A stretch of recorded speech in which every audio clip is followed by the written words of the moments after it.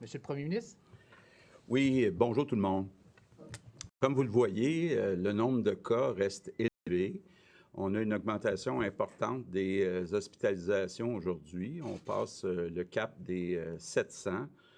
On a aussi une situation, il faut bien le dire, où après 9 mois, on a beaucoup de gens dans le réseau de la santé qui sont fatigués. On est rendu à 6 542 employés qui sont soit en congé de maladie ou en retrait préventif. Puis ça augmente à chaque jour.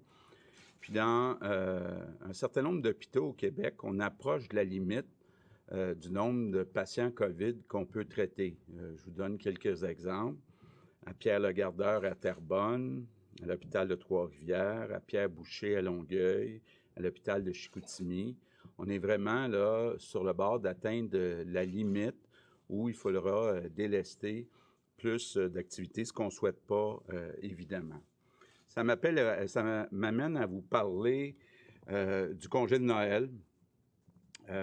D'abord, je veux vous dire que quand on va prendre notre décision, on va la prendre d'ici le 11 décembre, donc d'ici 10 jours, je vais d'abord penser justement au personnel de la santé qui actuellement est fatigué.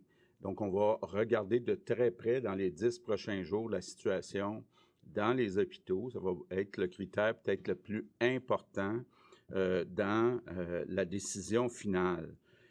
Mais en même temps, je veux être transparent, puis je veux dire la vérité aux Québécois. Actuellement, on ne va pas dans la bonne direction. Là. Le nombre d'hospitalisations, s'il continue à augmenter comme on le voit actuellement, malheureusement, ça ne sera pas possible d'avoir les deux rassemblements à Noël. Mais je le répète, la décision n'est pas prise.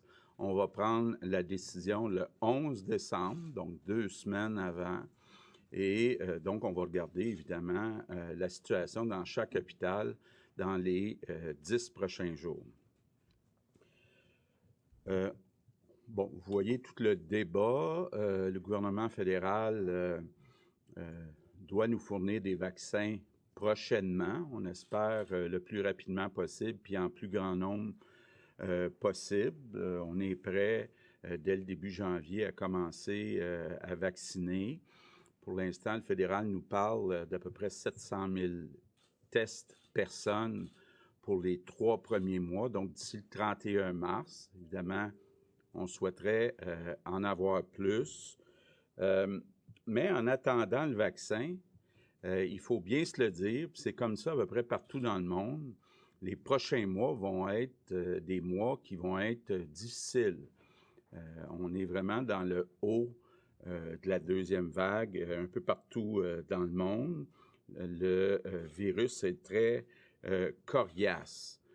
Quand on regarde la situation à travers le Québec, bon, d'abord, on ne le dira jamais assez, la situation s'est améliorée de 90 % dans les CHSLD, mais on continue d'être préoccupé par ce qui se passe dans les RPA, donc dans les résidences privées pour aînés, où, bon, les personnes ont plus d'autonomie, donc il y a beaucoup de gens qui entrent et sortent, pas seulement le personnel, mais les résidents. Donc, je veux lancer un appel spécial autant aux directions, au personnel qu'aux résidents des RPA.